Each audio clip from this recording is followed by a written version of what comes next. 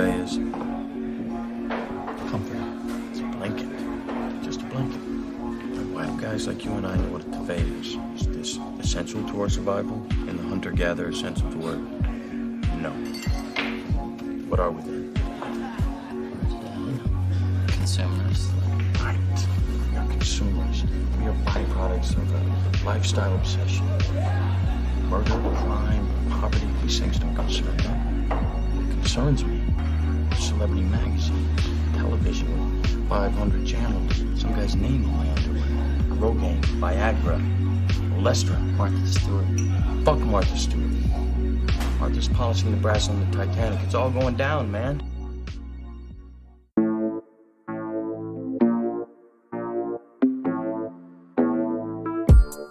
Hey, what's up, everybody? This is Dave. Thanks for joining Bob and I for our podcast, Thriving in Dystopia. And even though we always try and be professionals, sometimes we swear. So just know that going in. Deep in the backwaters of Mississippi comes another episode of Thriving in Dystopia.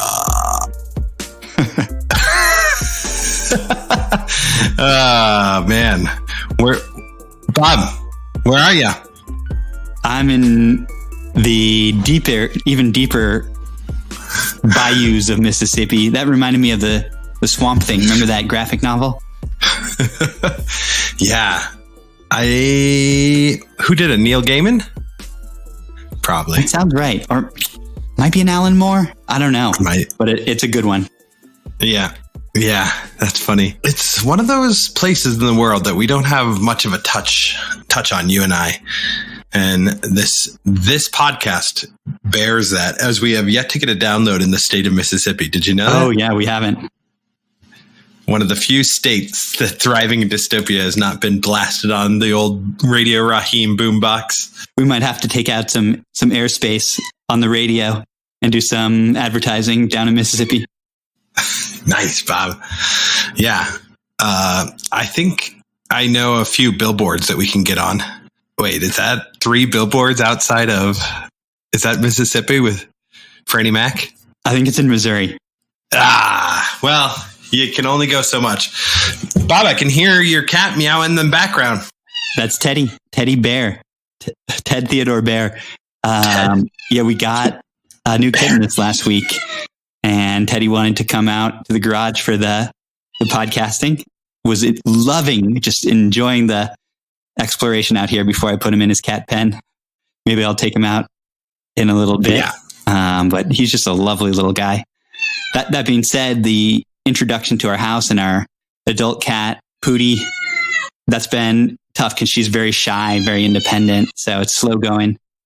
And she hisses whenever she comes close to him. So not quite ready for a full-on introduction. Yeah, that's tough. Are you thinking that it will go okay? Like, do you have a game plan, a plan of action, a quick fix it, as it were?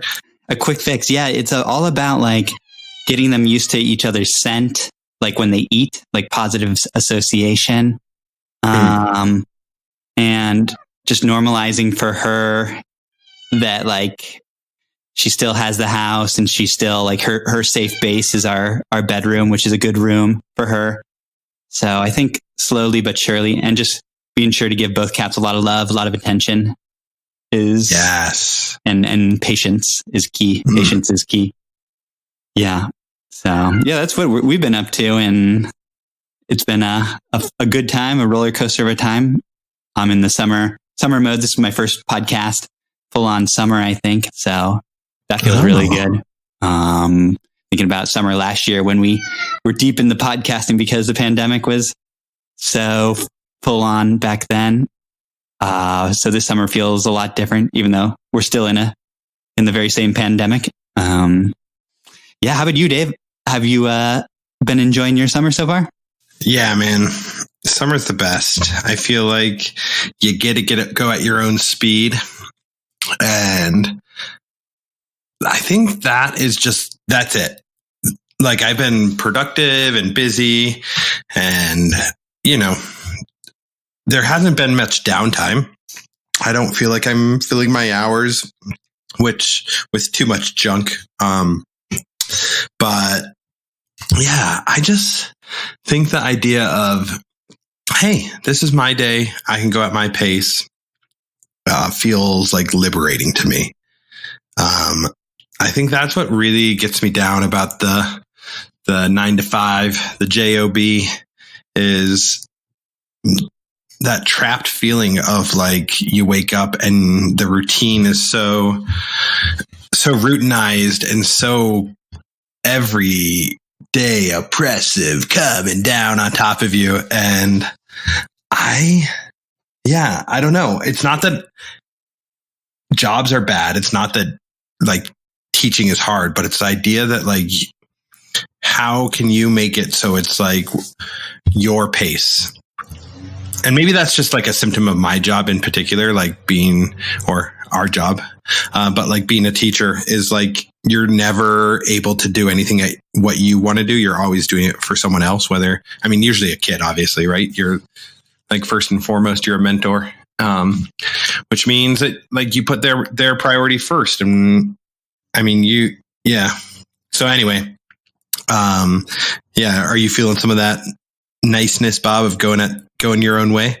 I can go my own way. Yeah. And directing the day how I want to. That does feel good. I was going to ask you, you're still tutoring, so you're seeing some of the kids, right? How is that going? Yeah, it's been, it's a lot. I mean, half the reason I wanted to tutor was because I thought it would be a really nice thing to just kind of stay connected to what it means to be a teacher, because I get very anxious and I feel like, I'll stay connected to the job rather than feeling anxiety when like, the Sunday scaredy gups, the Sunday scaries come on. I can feel that less so come August or mid-August, but yeah, I realized that my main goal for any summer, for being a mentor for kids or a tutor, is just to give them like that summer experience of like swimming and building and running and jumping, which doesn't leave a whole lot of time for hands-on book learning, but I feel like that is what the kids that I'm working with could really use. So it feels awesome to give them that experience. That sounds amazing. It's so good to hear that it's feeling like a good fit for you over the summer, good balance. And that's what you had been hoping for. So love hearing that, Davey. Thanks, Babo. Yeah. I also want to say, Bob, that I feel that there's this, and I wanted to kind of throw this in there because I don't know if it will make it in later, but I had this quote come to me this week and I wanted to share it with the listeners out there, is that we do things for 3 different reasons. And I shared this with you yesterday. One is we do stuff because it makes us money. And I feel like that's a truism, that in the society we live in right now, we do things because it makes us money. The second thing is we do things because we love to do it. And the third reason is we do things for people that we love. And I'm curious where podcasting falls on that for you, Bob. Definitely, I would say category number 1. The amount of money we've been just racking up in recent months is just out of control. It's beyond my wildest dreams. No, I'm just kidding. We're still at 0. Right. Let's see. I definitely love doing it, and I get a lot out of it. The exploration of topics with you, connecting with you, and then putting it out into the community and hearing from other people, or just seeing that other people download it, is a good feeling, that there's others out there that hopefully connect with some of the things we're saying. And when they provide us feedback, that's a wonderful feeling. And doing things for people that you love. I don't think I'm doing it for anyone, really, So I think it's all about category number 2 for me. Yeah. I guess I want to add to that. There is this idea like of trying new things that I would put in that. Because, for instance, I don't know if I would love to go hang gliding. I would never go hang gliding for someone else but myself. But I might end up doing hang gliding. Okay, I'm never going to go hang gliding, but you know what I mean?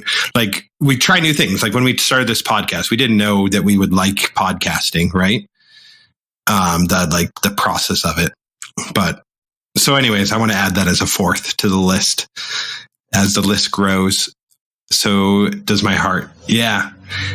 And I feel like one thing that I want to hit on is kind of leads into the new format of where we're headed a little bit. And you want to talk about that a little bit, Bob? Oh, great. Yeah. I like that you segue into that. Yeah, we are two things. We had such a good time with Dan on the previous episode that we decided to try to form a new podcast overall that is like a more deeper critical examination of sports.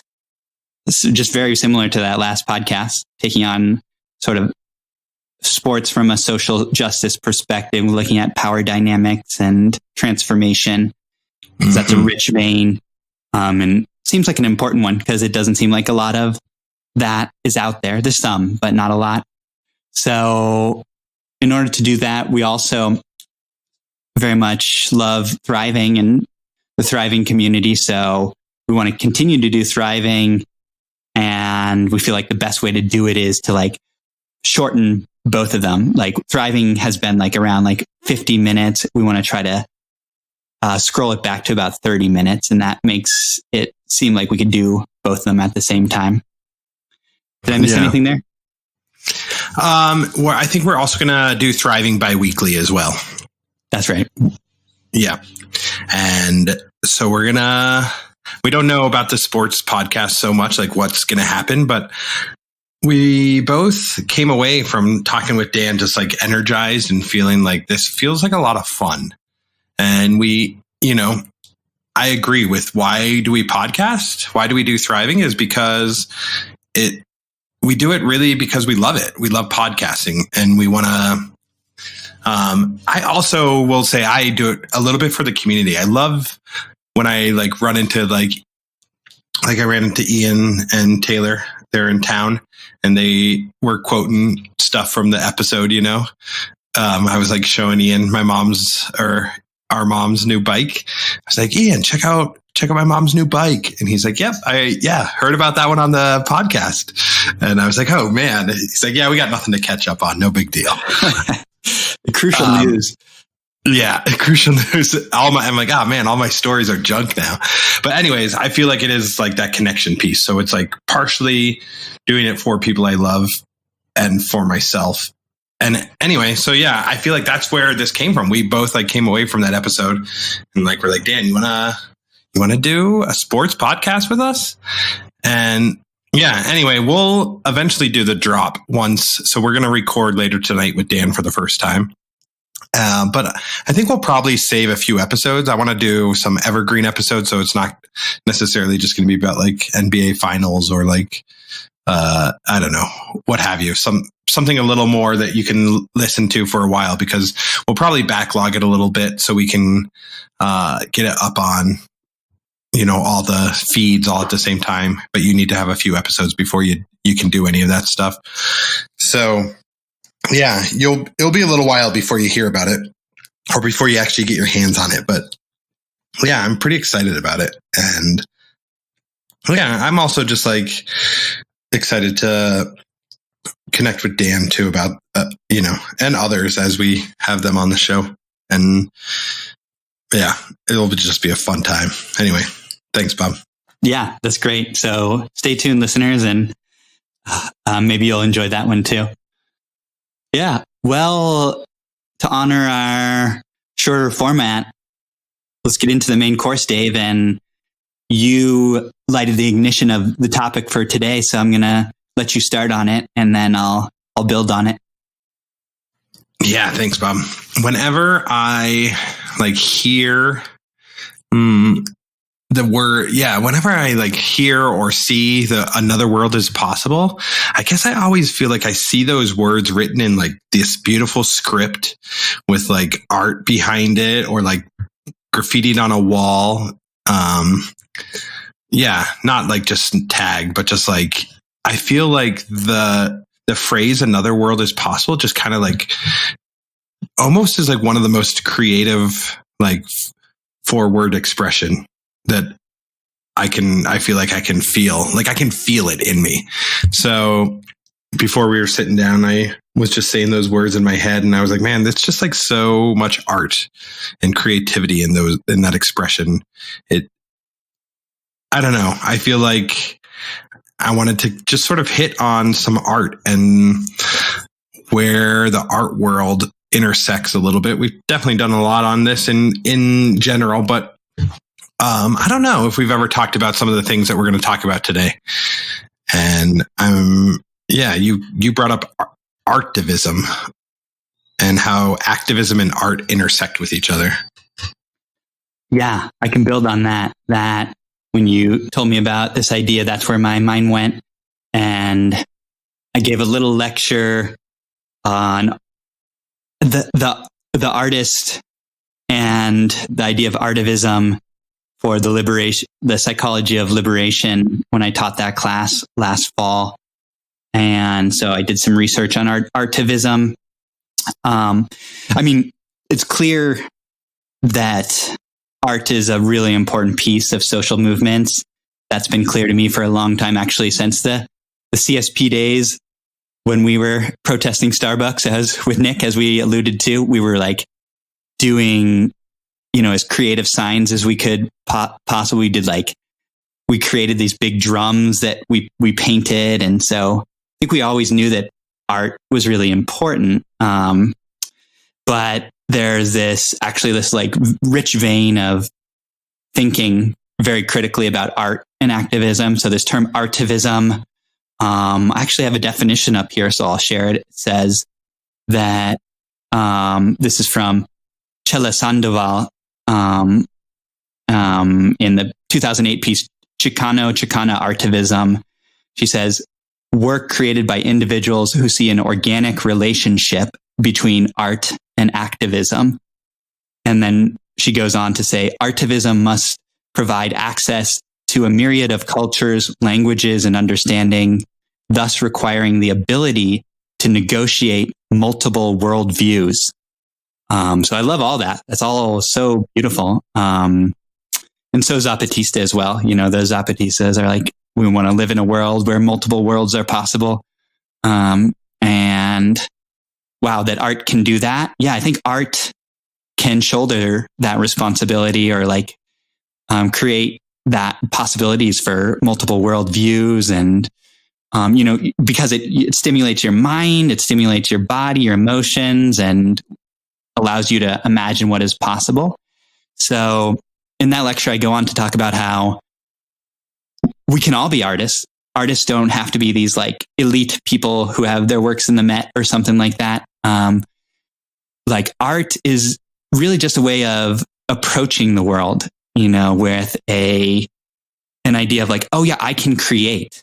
I can put things together. And the act of creation is so central to art and central to activism and central to being human in a way. So just shifting our world, like we can all be artists and take that creative approach to the world. That is going to be really important in creating another world, in the material way, like actually creating a world, but also psychologically being like, oh yeah, this is possible when I shift away from this like very much like A plus B equals C way of acting in the world to like, maybe I'll create A, B, C, or like a whole different alphabet. And there are no equations here, that type of thinking. So, yep. As you were talking, I loved how you hit on the word create, and I've never thought about this, but creativity has the word create in it. I'm sure this is not news to anyone else but me. I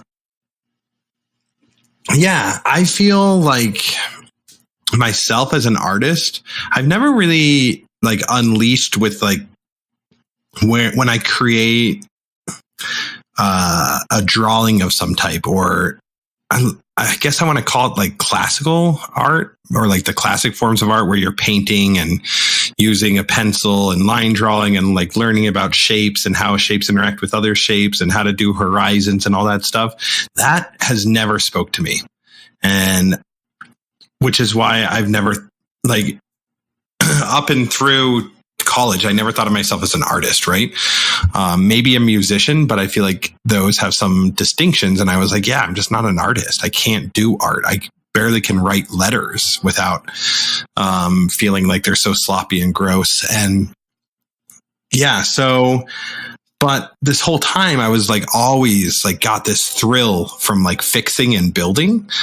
And when I, you know, more and more as I went on, I like got my hands dirty with like welding and, yeah, I guess more with carpentry than anything else, but also like fine woodworking type of stuff. And I feel like that creating for me, I'm like a builder at heart, and that is my artistic mean. And like, so we go way, way back, and like, there's this time of our lives where you and I are artists for justice. Do you remember this? Oh yeah. We were in a collective called Artists for Justice. Oh my God. And of course we had two other members, Nick and Rosie, and none of us, okay, you, me and Nick did not identify as artists, but it was like seen as like the youth program for the Boulder Peace and Justice Center and Rocky Mountain Peace and Justice. Yeah. And so I just felt like it's like such an imposter, but it feels so funny now, because now if I were to go and join that collective, I'm like, yeah, I'm an artist. Like my art form is not drawing. It's not like making beautiful stencil sketches or like doing like a Banksy, you know, doing a Banksy. Let me just rip out this Banksy real quick. Yeah. Let me just, I'm just going to, yeah. So yeah, I just feel like it's a path, but I do know that when I am doing that creation, even if it's something as simple as like, I don't know, just like pounding a few nails together, I can like, it comes out in me, and that it like unlocks a part of my brain that is oftentimes dormant. And yeah, I feel like knowing what brings that out in you is a pretty powerful thing, because once that comes out, then you can like take the next step. And yeah, so I like this creativity, and underline the word create. Yes. Yeah. Do you know those memes with like, the first one is like, they're kind of psychedelic. The first one's like some statement and the guy's brain is like glowing. And then like the next one is like this more profound statement, and there's like this bigger glowing, and like the head's exploding because it's getting more and more profound. Yeah. I kind of feel like we're on one of those right now. Like the idea of art and activism go together. First one, art, anyone can be artists, not just the elite, even bigger, you know? And then, and then that's also what art does. Like it just allows us this different level of consciousness that is really so beautiful. I mean, it's just like, those are the best moments in life for me. That when there's an act of creation, and I've never identified as an artist, but I love that, that moment, or that, and especially doing it in a collective or doing it with people. And that maybe is where like the like activism component comes into it. Yeah. Maybe I would like to switch for you to give us a case study of artivism that you had wanted to bring to the table. Yeah, I have two actually, but the first one that I wanted to draw, bring to the table is the Beehive Collective. And the Beehive Collective, we all kind of, I feel like there's very few people on this planet that haven't walked by a Beehive Collective poster at some point and like been drawn to it.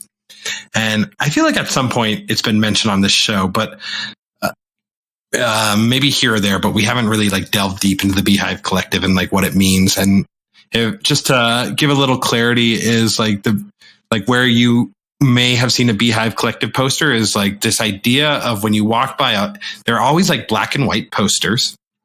They've done about 10, and they are so intricate and there's so much going on in them. It's almost like an adult Where's Waldo for anarchists. And I feel like you can, or maybe who's that guy? Richard Scarry? I don't know. That name came to mind, but like, I feel like it's kind of like a I Spy or like a hide and seek type of thing where you can like, just like dive deep into one little section of this, like, because the posters are typically pretty massive. Like some can be like they're like 6 feet, 6 feet by 3 feet, but you can like just look at one tiny little corner and try and unlock what's happening in that little corner. And I feel like the one that we know best, but maybe I'm wrong, is the Mesoamerica one, Bob. I don't know. We must have had that up in a few houses that we've lived in. Is that true? I'm actually not thinking of that one. The two that come to mind are the Real Cost of Coal, which is one that's takes place in Appalachia, the mountaintop destruction mining there, and then the Plan Colombia one, which is like the dissecting the CIA oil wars with Colombia in support of like narco trafficking. So I don't actually remember the Mesoamerica one. The Mesoamerica one is the one that closes, right? So you can take it and you can close it and it's like this utopian world, and then you open it up and it's like a dystopia of Mesoamerica. Okay. Yeah. But another unique thing about Beehive Collective is they typically use like, I want to say anamorphic animals, but that it is an anamorph. Whatever. It's like an animal that has like human traits. Oh yeah. Anthropomorphic, right? Anthropomorphic. Yeah. I think an Anamorph is like a Nickelodeon TV show. Yes. It came on after Alex Mack, if I remember correctly. Yeah. Nice. Yeah. Before Rugrats. Yeah. And I feel like, anyway, so you have these, anthropomorphized like dudes that are like creating all this stuff. And I really feel like the real beauty of the Beehive Collective is when you open it up and like you actually have like a study guide. And they used to give classes. They would tour around and talk about like what's actually happening here. What is this little salamander that's yelling at the ants doing in this like section of the map? And why is he like over top of like a gleaming pool of water, right? Yeah. And then you're like, that's actually Jeff Bezos and the ants are about to topple him. Yeah. I think we all know Jeff Bezos is a slimy little salamander. Yeah. And that's how you get kicked off Amazon podcasts. Just like that, Daddy Bezos will kick you off. I think we've taken a few shots of Daddy Beyz before, Dave. Yeah, that's good. Yeah, I also want to mention this one film, Bob. I've been meaning to tell you about it.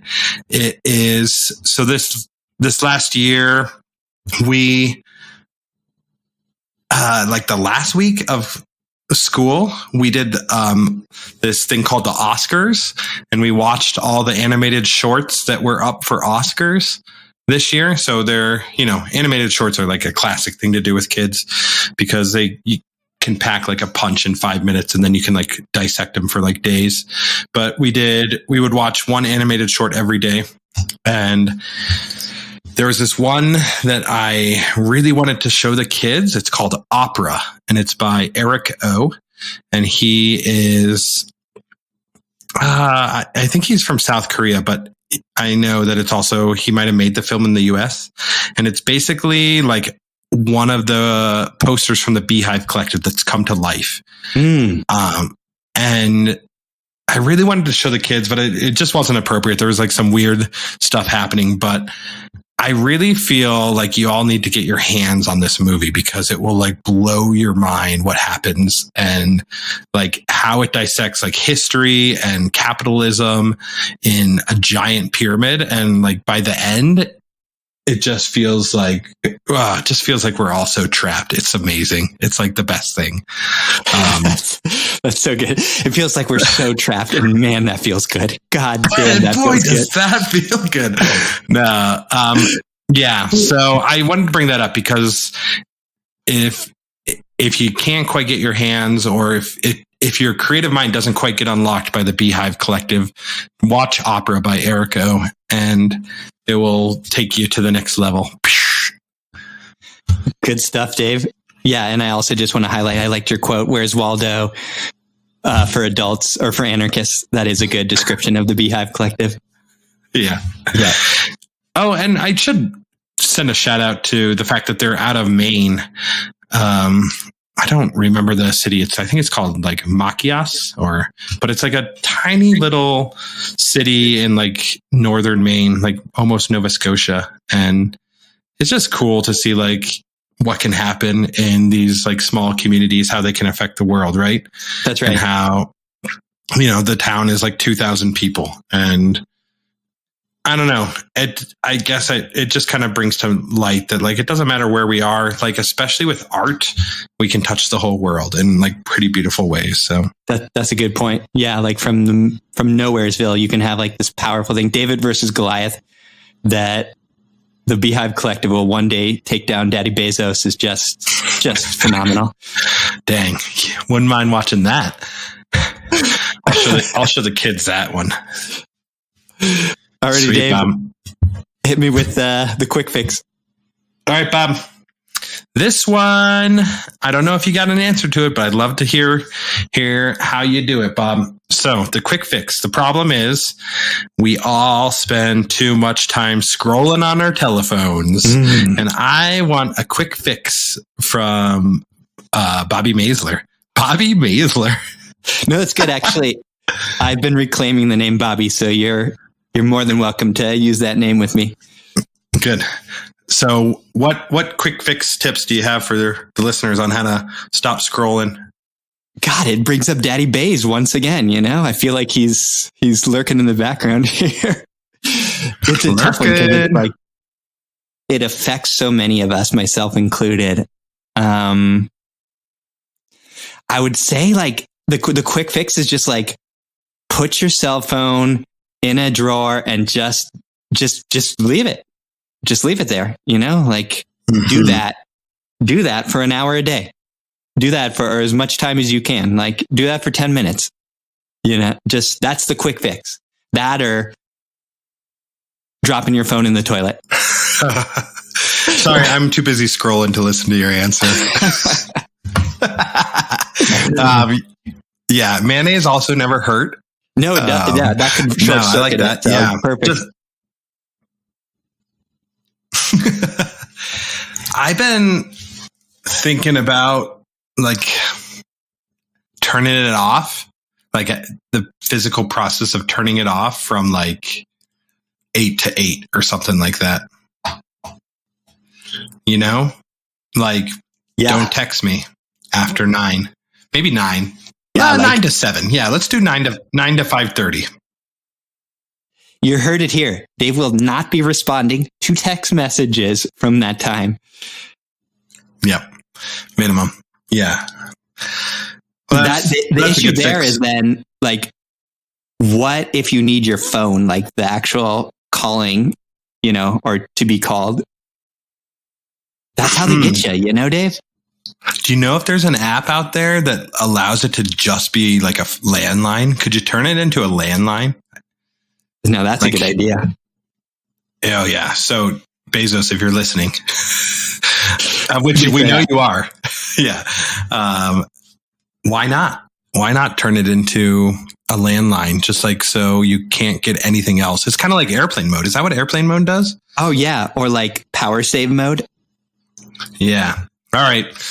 Well, we got, what is your team called? The Scribes? What do you call yourselves? Oh, the show notes boys and girls and gender neutral folks. Yeah. Just also, as we all know, it's just Bob. So it's just me and all my selves, my multiple selves. Yeah. Maybe that crew, maybe we can get our team of show notes, boys, girls, and trans neutral people working on it. Gender neutral, trans neutral. Anyway. All right, Bob. Well, thanks. Love you. And, coordinates, I believe, are for me this week. Yeah. Yeah. Let's get you got 10 seconds. Here we go. Our website is thrivingindystopia.com. Email Dave at davepetrie@gmail.com. IG, thriving_in_dystopia, Twitter, bmaze19, end. Not bad. 15. We'll take it. All right, Bob. See you next week. See you, Davey. See you at the sports podcast. See you at the sports bar. What's up, Thriving Crew? Bob and Dave want to take a second to thank you for lending them your ears. They also want to thank the artists for making everything a little more beautiful. The intro song is In Heaven by Drake Stafford. Our audio is edited by the consummate and dexterous Nadir Chayech. Web design by Chris the Mixer Sawyer. And of course, visual art is by the prolific and enigmatic Joe Shine. Our new outro song is Bach's Goldberg Variations, Variato 3-1 by Kimiko Ishizaka. Thanks for listening.